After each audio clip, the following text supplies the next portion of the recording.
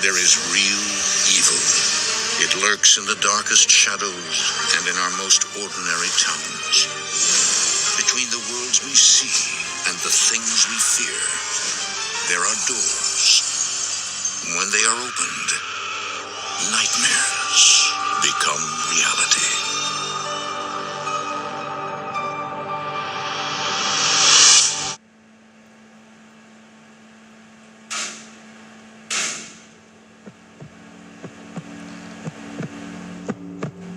My name is Thomas. I've been working the late shift at our local Burger King for about 2 years now. It's not glamorous, but it pays rent and the hours work for me. I'm a night owl anyway, so being behind the drive-thru window from 10 p.m. to 4 a.m. doesn't bother me the way it would most people. This all started maybe a month ago. I was working the drive-thru solo. We're usually understaffed after midnight, and that's when a car pulled up to the speaker. Male voice, pretty unremarkable. He ordered a large double Whopper with cheese meal with a Coke. It was pretty standard. The one notable thing about the encounter was when he went to pay, he only rolled the window down just enough to slide his card through, and his windows were tinted so I couldn't see his face. He paid and I handed him his receipt, but then he just drove off, like without stopping at the second window to grab his food. I waited there with his bag for a few minutes, wondering if he'd be coming back. Eventually, I just set the order aside and ended up eating it later. People do weird stuff sometimes, so I didn't think about it too much. About a week later, it happened again. It was the same order and the same exact thing happened. Someone paid at the first window and then drove off before picking up the food. I remember thinking, that's strange. Someone did the exact same thing last week. But I wasn't quite able to connect the dots at that point. I just figured it was a coincidence. It wasn't until it happened a third time that I realized it was the same person making these orders. At that point, I knew something weird was going on, but I wasn't going to complain. The food was made, paid for, and I was the one who got to enjoy it. So I kept eating the free Whopper meals and tried not to think too hard about why some random dude was essentially buying me dinner every few days. This went on for a few more weeks. The guy would show up every 4 or 5 days, always late. Usually between 1 and 3 a.m., and always with the same order. I started to almost look forward to it in a weird way. Like, it's been a few days. Wonder if my mysterious benefactor is going to show up tonight. One night, I was working the speaker at around 2 a.m. when I heard that familiar voice through the speaker. I knew what was about to happen, and I was right.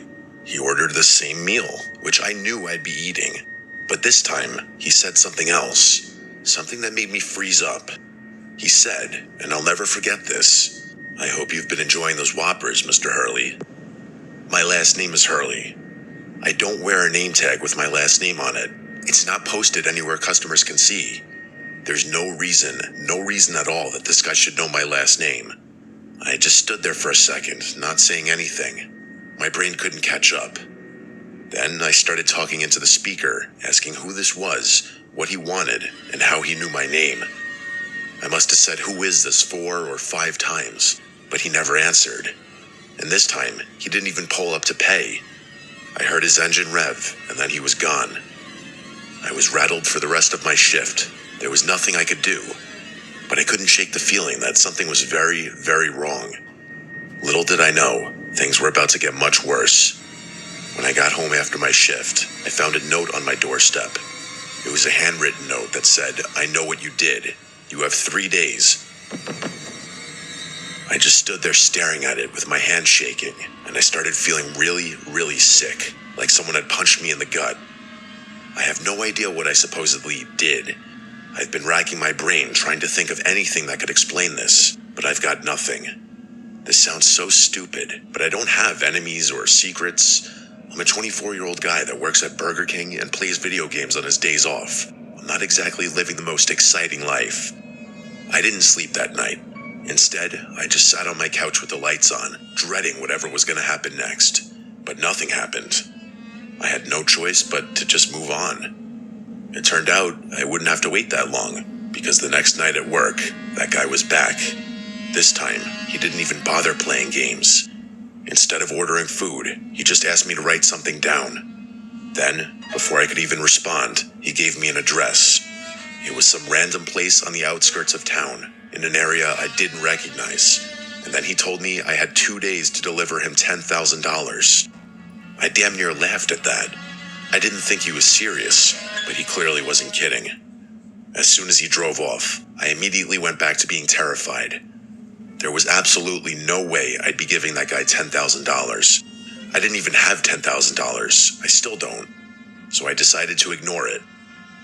I figured it had to be some elaborate scam or prank from someone I knew. I should have called the police right then, but I didn't even think of that. 3 nights later, I thought things were over. I hadn't dropped any money off, and nothing had happened. But of course, I was wrong. I was sitting there watching TV, winding down from my shift, when out of nowhere, I was jolted up by the sound of shattering glass. I hit the floor on instinct, thinking someone was shooting at me. But when I finally got up and looked around, I realized someone had just thrown a rock through my window. By the time I went to look outside, whoever had been there was long gone. This time, I called the police. I told them everything, including the address I had been given, and they said they'd check it out and told me to stay vigilant. They really didn't do much. They just told me they'd patrol the area a little more closely, and that without any doorstep footage, which I obviously don't have, there was nothing they could do. And that was 3 days ago. I've called in sick to work the last 3 nights, but I don't even think that's going to do anything since the guy clearly knows where I live. I can't afford to not work, and I can't afford to move, so I'm stuck in this nightmare until the police can track that person down. I think I might try getting them to track the credit card number that the guy used to pay for the Whopper meals, but other than that, I'm not really sure what to do. Why I got targeted, I have no idea. Hopefully things don't escalate from here.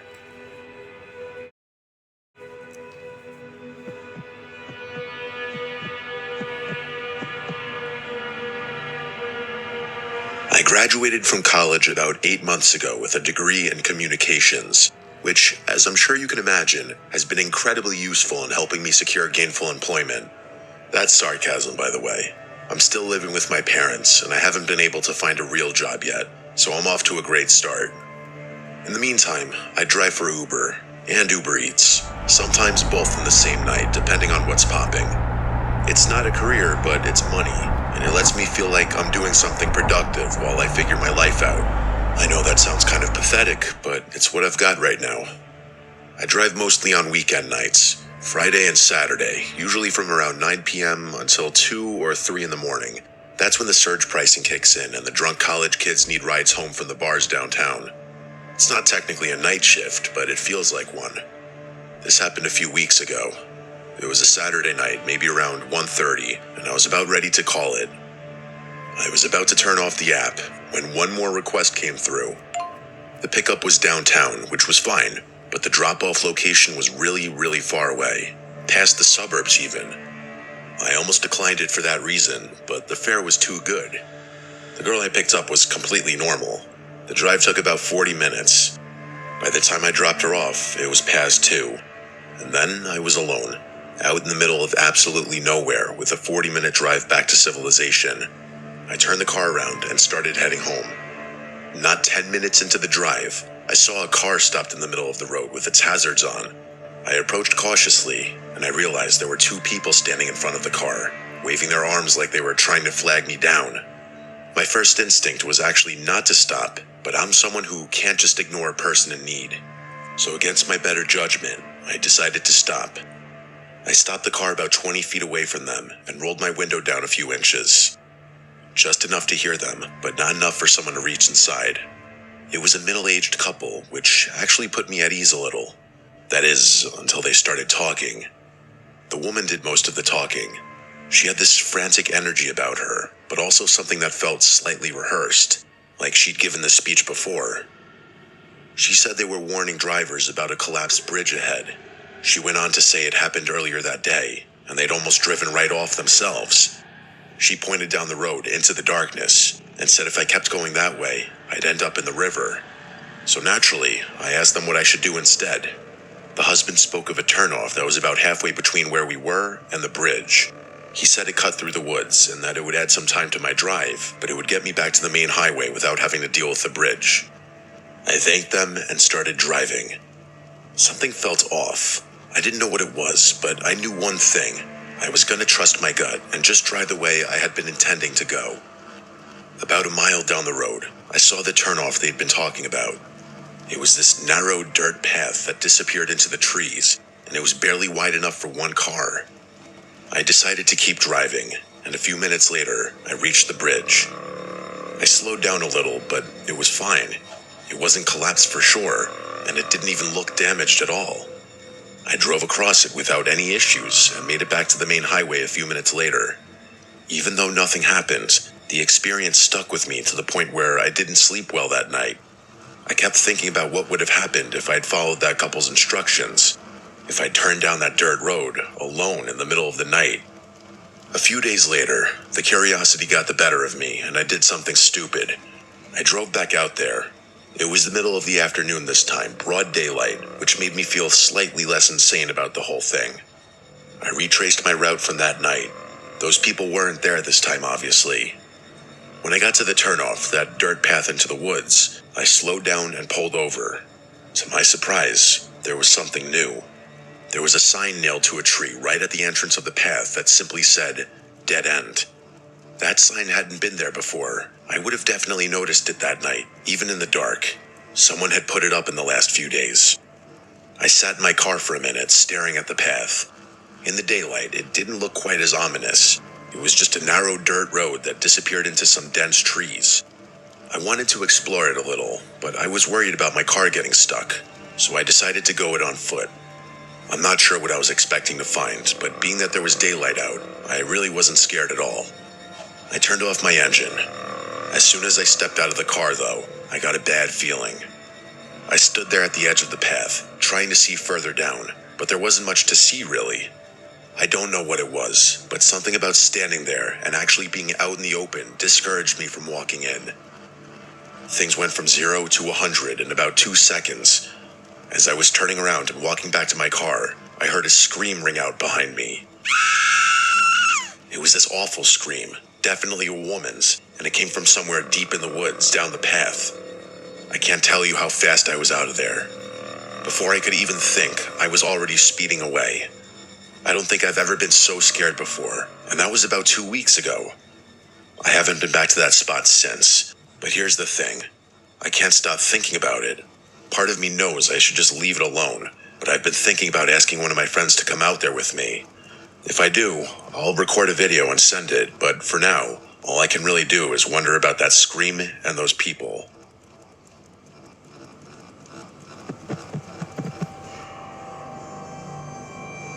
This happened a few winters ago when I was working overnight security for a commercial warehouse complex. I was 26 and had been doing the job for 8 months. The shift ran from 11 p.m. to 7 a.m., and I was always the only employee on the site. There was a supervisor I could call if something went wrong, but for the most part, it was just me and the cameras. The complex was in an industrial area on the edge of a small city that didn't have much nightlife. Most nights followed the same routine. Clock in, do a walkthrough of the exterior, then settle into the security office to monitor the cameras. And every hour, another patrol. The warehouse stored mostly industrial equipment and bulk supplies, nothing particularly valuable. The night everything went sideways started pretty normally. It was cold enough for there to be snow falling, but nothing too heavy. I did my first patrol, everything was secure, and I went back to the office. Around 1:30 a.m., I got a motion alert on one of the loading dock cameras. This wasn't unusual. The system was sensitive, and wind or animals could trigger it. I pulled up the feed and watched for a minute, but everything looked normal. Just the empty dock and snow drifting past the floodlights. But the alerts kept coming. Every 10 or 15 minutes, the same camera would trigger.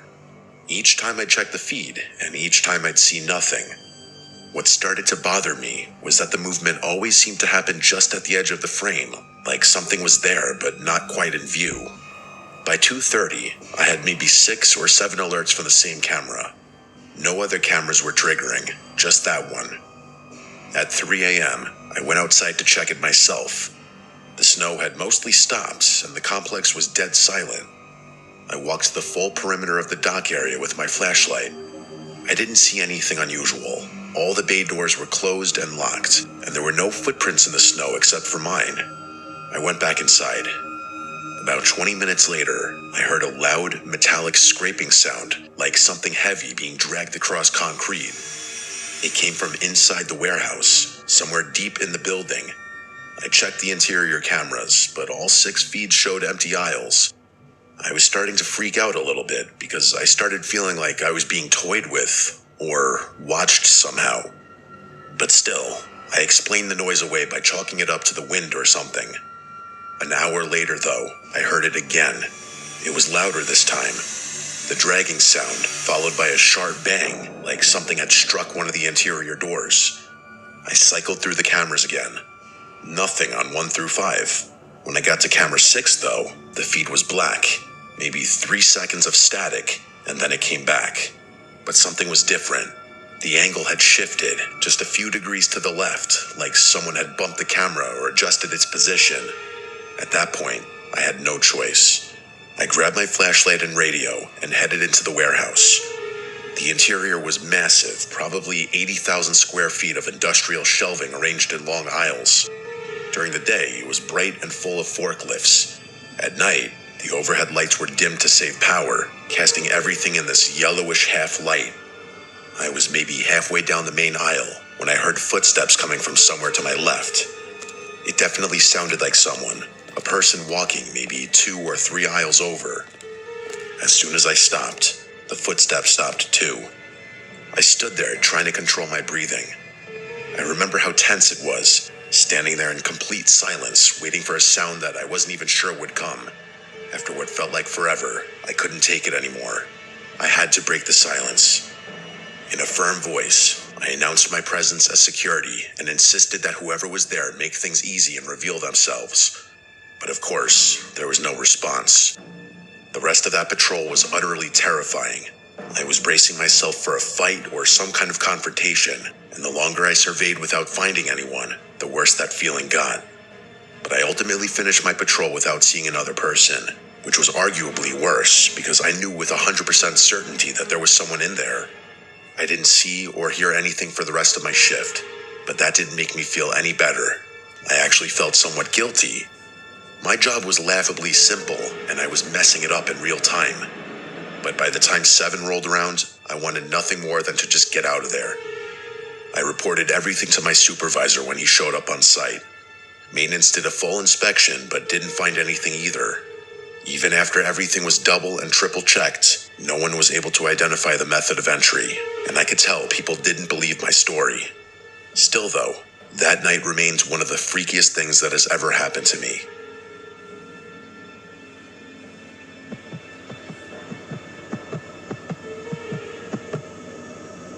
This memory still terrifies me, and outside of police and some close family, this is my first time fully revisiting it. A few years ago, I had gotten my first job at a 24-hour gym. At the time, I was in a gap year between high school and college, so I worked a lot of night shifts. The gym was open 24/7 and accessed by key card only, meaning often there were only 1 or 2 employees working. People could just check in, use the equipment, and leave. The whole facility pretty much managed itself. All entries, exits, and usage of equipment was processed digitally, so all I had to really do was sit in the office and keep an eye on the cameras. I would occasionally get up and walk around, do some light cleaning, and even talk to some of the guests. This was in a pretty bad part of town, but for the most part, everyone was nice and friendly, and it was one of those gyms where everyone kind of knows each other, considering how few people really come in. This one night in particular, I was working from 8 p.m. until 6 a.m., which is generally a very long, boring shift, but everything that happened that night keeps me up at night to this day. It was around 2 a.m. when I had already done multiple rounds around the building and finished all routine paperwork.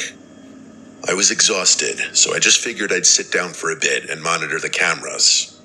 Everything was normal at first. Not many people come in to work out in the middle of the night, but there were a couple regulars who came and went. I had worked here for a few months now, so almost everyone I recognized, except one man.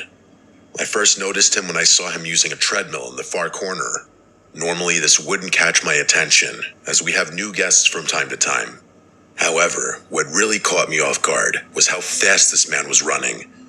I pulled up his treadmill number in the system, where I'm able to live monitor all equipment activity. He was running 9 miles per hour, which was impressive already. But what really shocked me was the fact that he never stopped. 10 minutes went by, then 15. He never slowed or stopped. I looked closer at the camera, and although I can't quite describe it in detail, this man was nothing short of unsettling. He was wearing ragged clothes, he had long, messy hair, and his face never moved once. He was just staring straight forward. Then I noticed his feet. He was barefoot. He had been running 9 miles per hour for 15 minutes barefoot, just staring into the distance. At this point in time, I was very weirded out, especially since he was now the only person in the building besides myself. I pulled myself together and realized that we do have a policy requiring shoes, so I decided I would use that as an excuse to go talk to him. Although his appearance really freaked me out, I got up the courage to leave the office and head out to talk to him. The machine he was on was located almost directly outside the employee hallway, and as soon as I turned that corner, my heart stopped. The treadmill was covered in blood. His feet were tearing apart as he ran. My heart dropped.